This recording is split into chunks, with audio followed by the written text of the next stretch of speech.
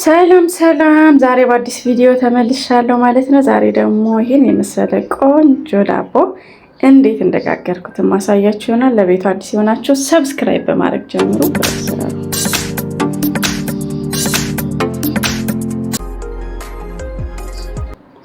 እሺ፣ በቅድሚያ ሊጣችንን እናቦካለን። 2 ኩባያ ዱቄት ነው የተጠቀምኩት። እናንተ የምትፈልጉትን ያህል መጠን መጠቀም ትችላላችሁ።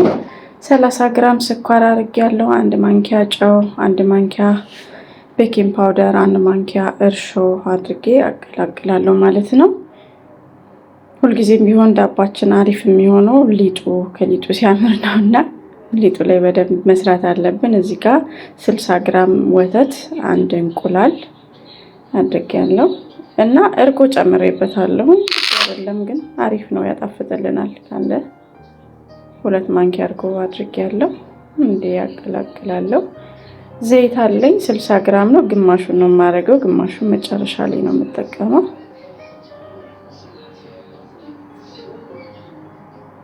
ውሃ ትንሽ አረግበትና በእጄ በደንብ አድርጌ አሻለሁ ማለት ነው። ሊጣችን ቆንጆ ተደርጎ ካልታሸ ምንም ዋጋ የለውም፣ ዳቦ አያምርልንም። ቆንጆ አድርገን ሊጡን ካቦካን ግን ዳቦ እንዴትም ብንጋግረው አሪፍ የማይሆንበት ምንም ምክንያት የለም ማለት ነው። እና ሊጡን በደንብ ማቡካታችሁን አትርሱ። እዚህ ጋር ግማሹን በኮኮ ፓውደር አድርጌ አሻለሁ ማለት ነው። እንደዚህ አድርጌያለሁ። ኩፍ እስኪል ጠብቃለሁ። ያው እንግዲህ ሊጣችን ኩፍ ብሏል። መዳመጫ አዘጋጅቼ በዚህ መልኩ ዳምጣለሁ ማለት ነው።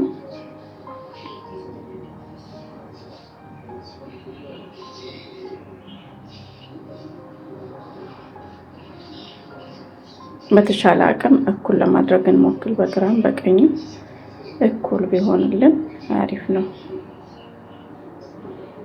አሁን ደግሞ ነጩን እዳምጣለሁ።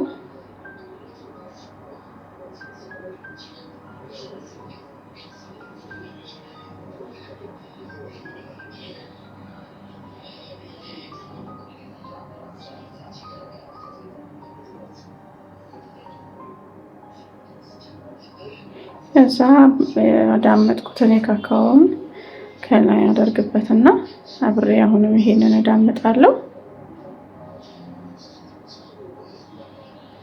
በመቀጠል እንደዚህ በምታዩት መልክ ከጫፍ በኩል እቆራርጠዋለሁ ማለት ነው። እንደዚህ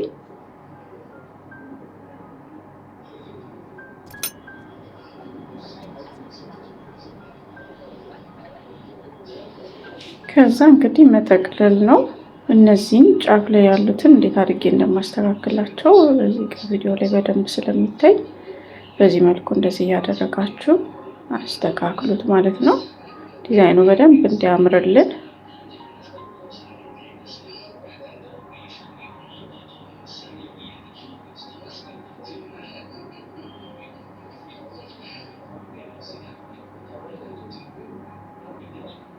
ያዛ እንግዲህ እንደዚህ ጥቅልል እናደርጋለን። ጫፍ ላይ ያሉት ተደራርቦብኝ ስለነበረ እንደዚህ በተን አድርጌያቸዋለሁ። ከዛ እንግዲህ ፓትራይን በደንብ አድርጌ ዘይት ቀባና ፓትራይ ላይ አደርጋለሁ ማለት ነው።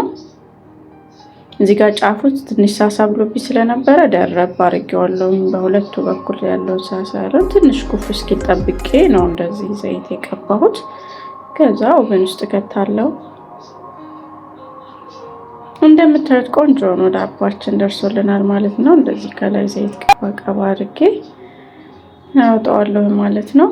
ሁላችሁም በቤታችሁ በዚህ መልኩ ሞክሩት። በጣም ጣፋጭና ልዩ ዳቦ አሰራር ነው። ቪዲዮ ከተመቻችሁ ላይክ ማድረጋችሁ እንዳይረሳ። ለቤት አዲስ የሆናችሁ ሰብስክራይብ አድርጉ። በጣም ሶፍት ነበረ፣ ቆንጆ ነው። ከላይ ያደረኩት ደግሞ ከፈለጋችሁ ኮነስ ሚልክ ነው። ስኳር ፓውደርም መጨመር ትችላላችሁ ማለት ነው። በሌላ ቪዲዮ እስከምንገናኝ እንግዲህ ቸርን ሰንብት። እንደወደዳችሁ ተስፋ አደርጋለሁ። ባይ ባይ።